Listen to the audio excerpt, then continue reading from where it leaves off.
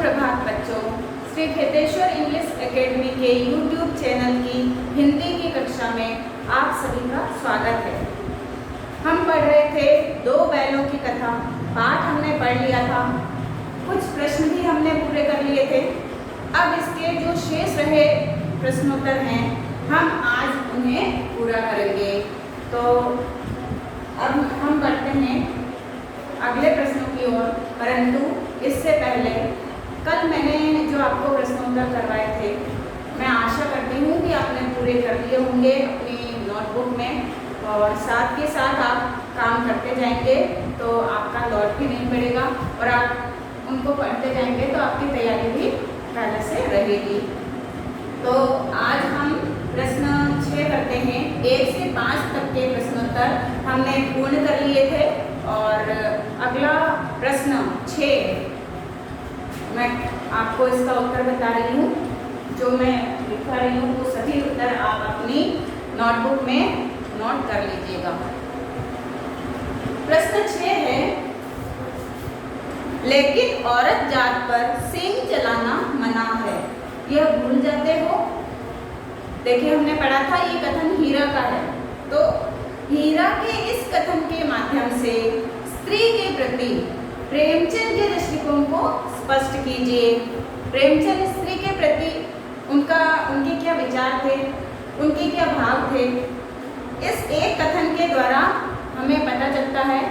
और हीरा के माध्यम से उन्होंने यहाँ पर स्त्री के प्रति सम्मान की भावना को भी व्यक्त कर दिया है। तो हम इसका उत्तर लिखते हैं। प्रश्न बुक में दिए गए हैं। मैं एक बार फिर से पढ़कर सुना देती हूँ प्रश्न को, क्योंकि मैं यहाँ पर डायरेक्ट उत्तर लिखने वाली हूँ। तो देखिए, लेकिन औरत जात पर सींग चलाना मना है, यह भूल जाते हो। हीरा के इस कथन के माध्यम से स्त्री के प्रति प्रेमचंद के दृष्टिकोण को स्पष्ट कीजिए। तो देखिए, पहले मैं आपको इसका उत्तर समझा देती हूँ कि प्रेमचंद का स्त्रियों के प्रति जो दृष्टिकोण था, क्या था कि वे स्त्रियों के प्रति सम्मान का भाव रखते थे। उस समय जो समाज है, वैसे भी हमारा जो समाज है वो पुरुष प्रधान समाज माना जाता है। तो उस समय जो पुरुष प्रधान समाज था उसमें स्त्रियों की स्थिति बहुत ही दयनीय थी। उनको उचित सम्मान नहीं मिलता था, उनके साथ मारपीट की जाती थी, उनके साथ अन्याय होता था। समाज में वो अपने अधिकारों के लिए भी लड़ नहीं पाती थी, उनका शोषण होता था। तो एक प्रकार से स्त्रियों पर हाथ उठाना तो सामान्य सी बात थी, लेकिन सभ्य समाज में स्त्रियों पर हाथ उठाना कायरता की निशानी माना जाता है। और यहाँ पर भी लेखक ने यही दर्शाया है।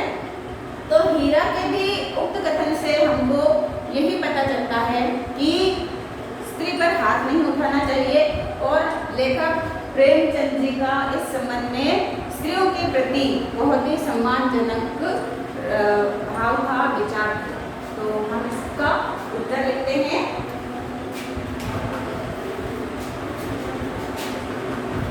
सिक्स का उत्तर लिख रहे हैं हम।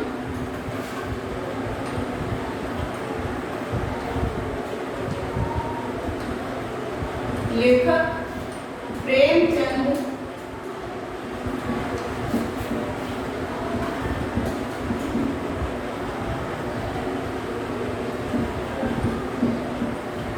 स्त्रियों के प्रति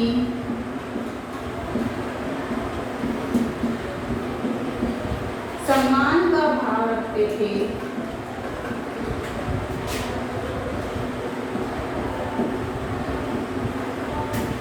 सम्मान का भाव रखते थे।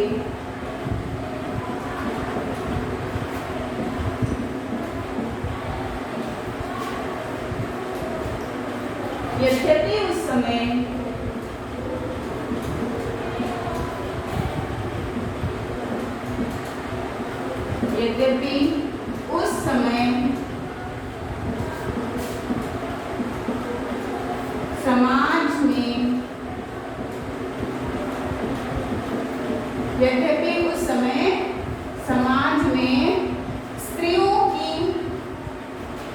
समाज में स्त्रियों की दशा ठीक नहीं थी, समाज में स्त्रियों की दशा ठीक नहीं थी। पुरुष प्रधान समाज में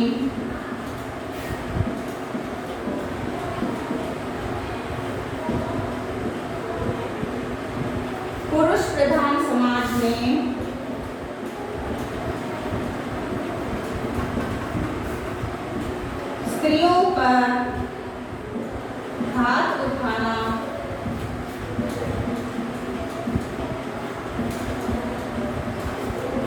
सामान्य बात थी।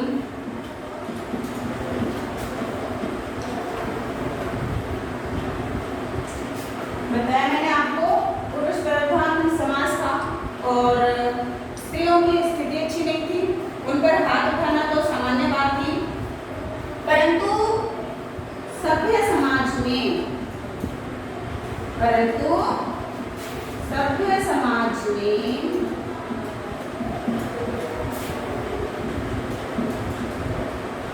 स्त्रियों पर हाथ उठाना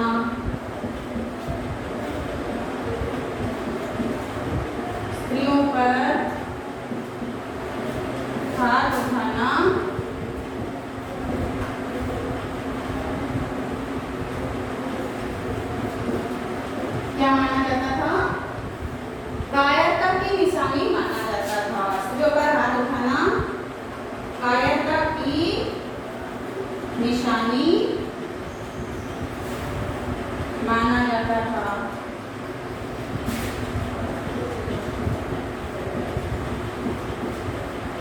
और हीरा के उक्त कथन से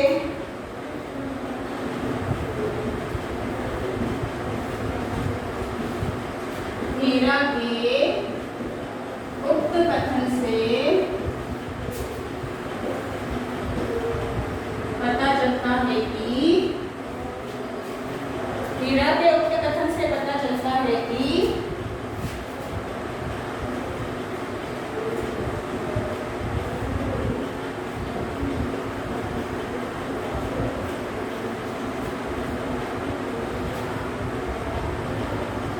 हीरा के उक्त कथन के माध्यम से पता चलता है कि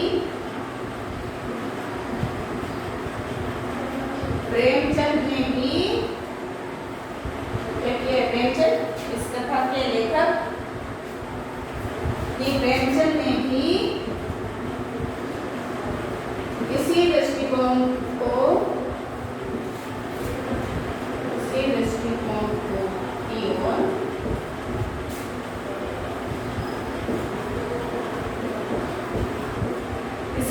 ओर की ओर संकेत किया है।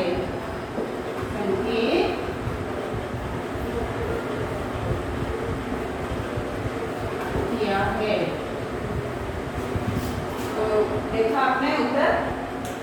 लेखक प्रेमचंद स्त्रियों के प्रति सम्मान का भाव रखते थे। यद्यपि उस समय समाज में स्त्रियों की दशा ठीक नहीं थी। पुरुष प्रधान समाज में स्त्रियों पर हाथ उठाना सामान्य बात थी, परंतु सभ्य समाज में स्त्रियों पर हाथ उठाना कायरता की निशानी माना जाता था। हीरा के उक्त कथन से पता चलता है कि प्रेमचंद ने भी इसी दृष्टिकोण की ओर संकेत किया है। तो ये आपके प्रश्न 6 का उत्तर पूरा होता है और साथ ही साथ आपको समझ भी आ गया होगा। आप इसको पढ़ लीजिएगा और अपनी नोटबुक में भी पूरा कर लीजिएगा। तो ये उत्तर 6 आपका पूरा होता है। फिर हम बढ़ते हैं अगले प्रश्न की तरफ।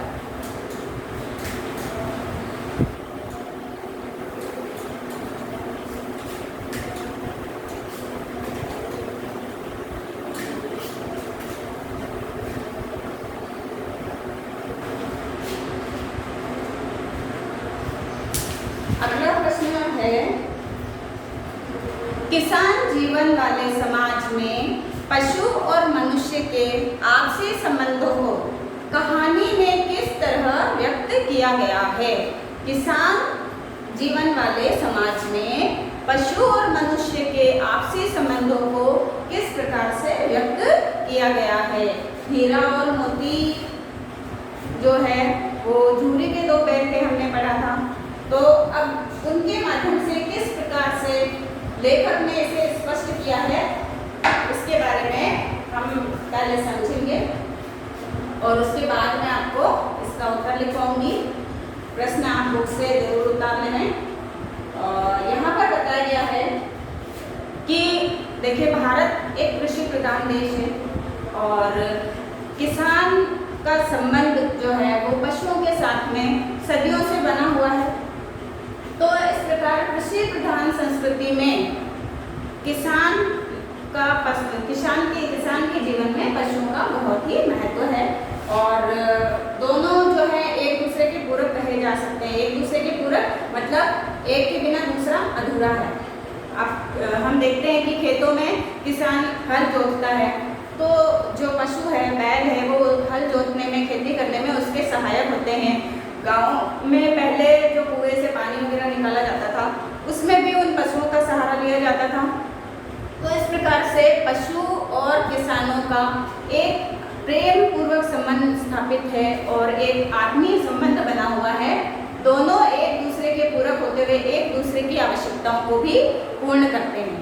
तो अब हम इसके आंसर की तरफ बढ़ते हैं, उत्तर लिखते हैं इसका। तो किस प्रकार से इस कहानी के माध्यम से व्यक्त किया गया है, देखिए। तो बच्चों देखिए, प्रश्न 7 का उत्तर। कृषि प्रधान संस्कृति में पशुओं का किसान के जीवन में बहुत महत्व है। दोनों एक दूसरे के पूरक हैं और हल जोतने, भार ढोने या बोझा उठाने में ये सहायक होते हैं। किसान पशुओं से बहुत प्रेम करता है और पशु भी अपने स्वामी के लिए सदा तत्पर रहते हैं। इस प्रकार कहानी के माध्यम से दोनों के मध्य के इन्हीं आपसी संबंधों को व्यक्त किया गया है। ये आपके प्रश्न 7 का उत्तर है और पूरा मैंने पढ़ दिया है, इसे आप नोट कर लीजिएगा। और फिर हम बढ़ते हैं अगले प्रश्न की तरफ। उत्तर आपने पूरा देख लिया है और यही आपको पूरा लिखना है। फिर देखिए अगला प्रश्न। इतना तो हो ही गया कि 9-10 प्राणियों की जान बच गई, वे सब तो आशीर्वाद देंगे। मोती के इस कथन के आलोक में उसकी विशेषताएं बताइए। हमने जब पढ़ा था पाठ, उस समय हीरा के स्वभाव की क्या विशेषताएं हैं, इसी प्रकार से मोती का स्वभाव कैसा है। देखिए, इस संसार में सभी जो प्राणी हैं उन सबका स्वभाव, उन सबका आचरण, उनका व्यवहार सब अलग अलग होता है। तो इसी प्रकार पशुओं में भी सबका आचरण, सबका स्वभाव अलग अलग होता है। किसी को बहुत ज़्यादा क्रोध आता है, लेकिन कोई बहुत ही शांत होता है। कोई जो है वो सहनशील होता है, लेकिन कोई जल्दी से उग्र हो जाता है। तो इस प्रकार से सबके स्वभाव अलग अलग होते हैं। तो यहाँ पर मोती की विशेषताओं के बारे में पूछा गया है और वो भी उसके द्वारा कहे गए किसी एक कथन के आधार पर पूछा गया है। और वो कथन क्या है कि इतना तो हो ही गया कि 9-10 प्राणियों की जान बच गई, ये सब तो हमें आशीर्वाद देंगे ही, ये मोती ने कहा था। और इसके आधार पर हमें उसके किस स्वभाव की या फिर स्वभाव की कौन सी विशेषताओं के बारे में पता चलता है, यही हमें उत्तर में लिखना है। तो अब हम बढ़ते हैं अगले प्रश्न 8 की तरफ और इसका उत्तर लिखते हैं। प्रश्न क्योंकि मैं यहाँ पर लिख नहीं रही हूँ, आपको बुक से देखकर उतार लेना है। मैं यहाँ पर डायरेक्ट आंसर लिख रही हूँ हमेशा की तरह, तो उसी प्रकार आपको कार्य करना है। देखिए अगला उत्तर, ये आपने कर लिया।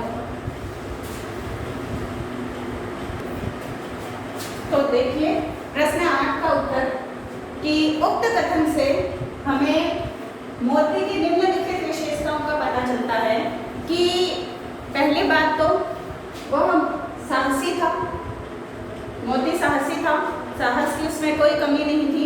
कांजी हाउस में जब पकड़ लिया गया, उनको कैद कर लिया गया, तो आक्रामक होते हुए भी, क्योंकि वह पराक्रमी था, आक्रामक होते हुए भी पराक्रमी था, तो उसने क्या किया, कांजी हाउस की जो दीवार थी उसे सींगों से चोट करके तोड़ दिया और उसमें कैद सभी पशुओं को उसने भगा दिया था।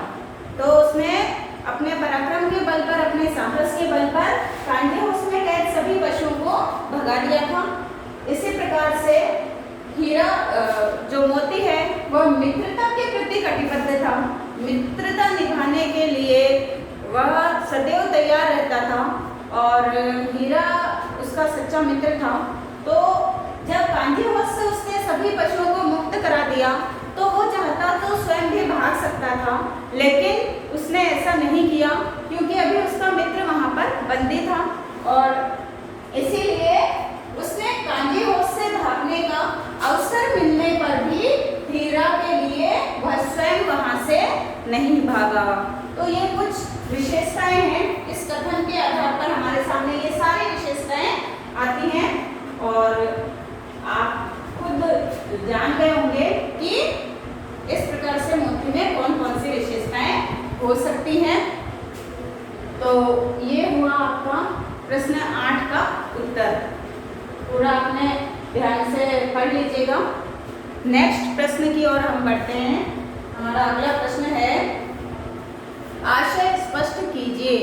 आशय मतलब जो कहानी में कुछ पंक्तियाँ, कुछ विशेष पंक्तियाँ होती है, कथन होते हैं और हमें उनके अर्थ को, उनके भाव को समझकर लिखना होता है। तो यहाँ पर आशय पूछा गया है। तो प्रश्न 9 का प्रश्न है क, और ये क्या है देखिए, अवश्य ही उनमें कोई ऐसी गुप्त शक्ति थी जिससे जीवों में श्रेष्ठता का दावा करने वाला मनुष्य वंचित है। तो यहाँ पर इस पंक्ति का क्या भाव है, हमें इस पंक्ति के द्वारा क्या समझ में आया, बस यही हमको लिखना है।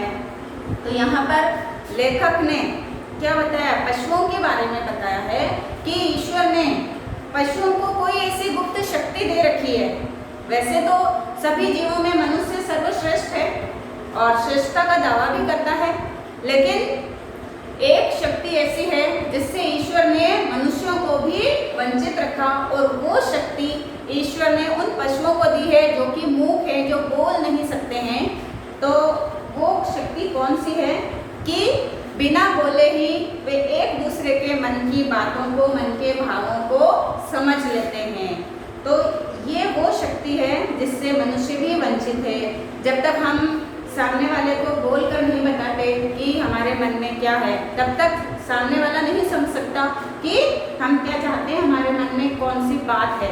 कभी हम दुखी भी होते हैं तो हमारे हाव भाव को देख करके जल्दी से कोई ये नहीं समझ सकता है कि सच में हम किसी बात को लेकर परेशान होंगे या दुखी होंगे। लेकिन जो पशु है, मतलब जब तक हम बोलते नहीं हैं, स्पष्ट नहीं करते बात को, तब तक समझ में नहीं आता। लेकिन जो पशु हैं वो एक दूसरे की बात को, उस गुप्त शक्ति, मतलब ऐसी कोई छुपी हुई शक्ति उनमें है, ईश्वर के द्वारा दी गई है, जिससे वे एक दूसरे के भावों को बड़ी ही आसानी से समझ लेते हैं। तो आइए अब हम पहले क का भाव लिख लेते हैं, उसके बाद हम ख का लिखेंगे। तो इसका उत्तर हम लिखते हैं।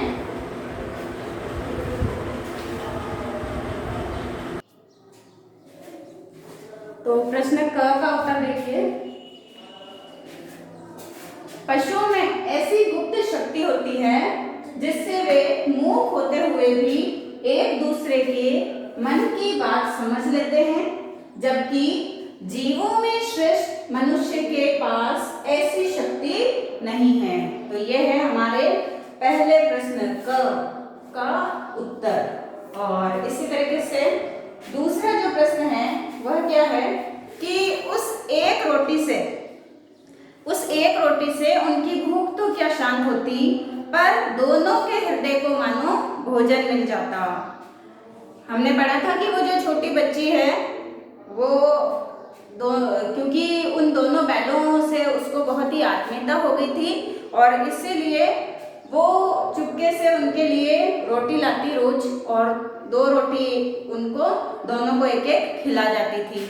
अब इतने हट्टे कट्टे तगड़े बैलों के उन एक एक रोटी से क्या होता, उनकी भूख तो शांत नहीं होती थी, लेकिन ऐसा ये जरूर था कि इतने प्रेम से इतने भाव से वो जो रोटी उनको खिलाती थी तो उससे उनके पेट की भूख तो भले ही ना मिटती हो, लेकिन उनके मन को तृप्ति मिल जाती थी, उनका मन जरूर उससे भर जाता था, अर्थात वो प्रसन्न हो जाते थे। उनको लगता था कि चलो यहाँ कोई तो है जो हमारा हित चाहने वाला है, हमारे बारे में सोचने वाला है, हमसे प्रेम करने वाला है।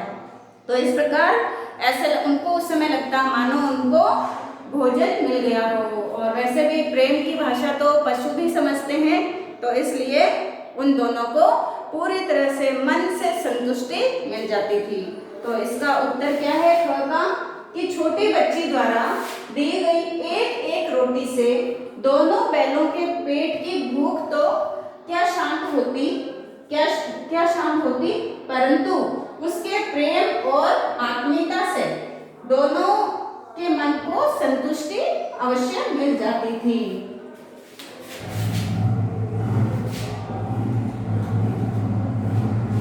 तो ये हो गया प्रश्न 9 के क और ख इन दोनों का उत्तर। फिर नेक्स्ट है प्रश्न 10, और प्रश्न 10 जो है वो ऑब्जेक्टिव टाइप है, तो इसमें आप देख लीजिए, मैं प्रश्न पढ़ती हूँ।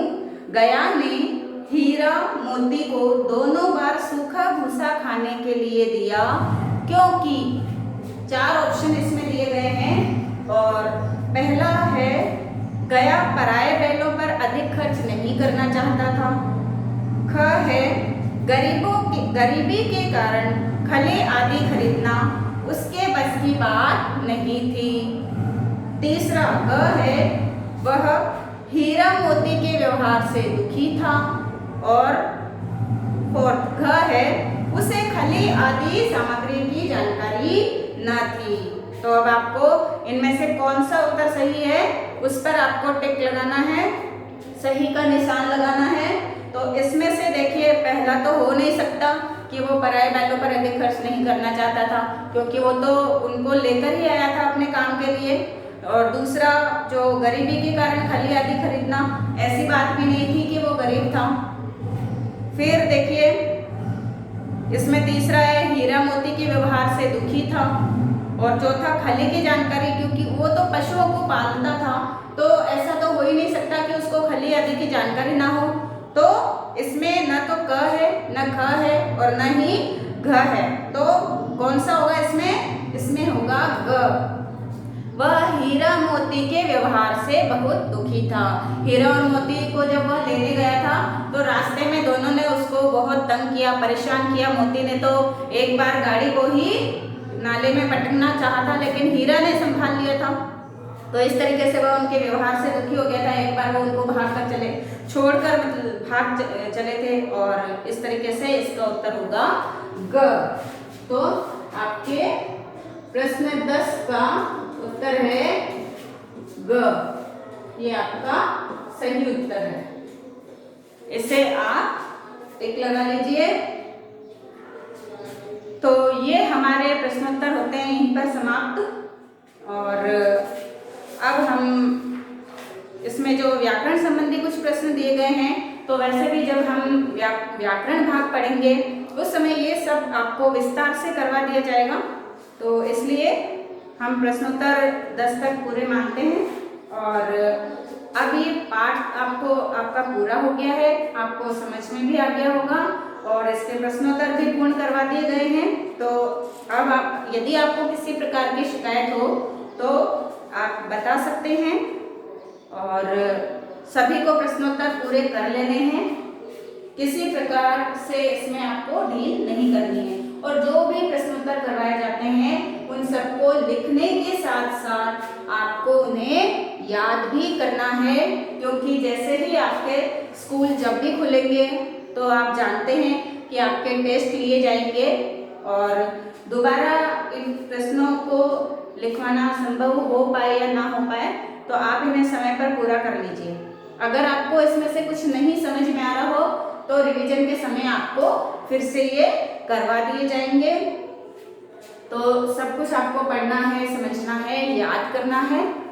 आज की कक्षा हम यही समाप्त करेंगे और तब तक के लिए आपका दिन शुभ हो। धन्यवाद। अगली कक्षा में हम नए पाठ के साथ फिर से चर्चा करेंगे। धन्यवाद।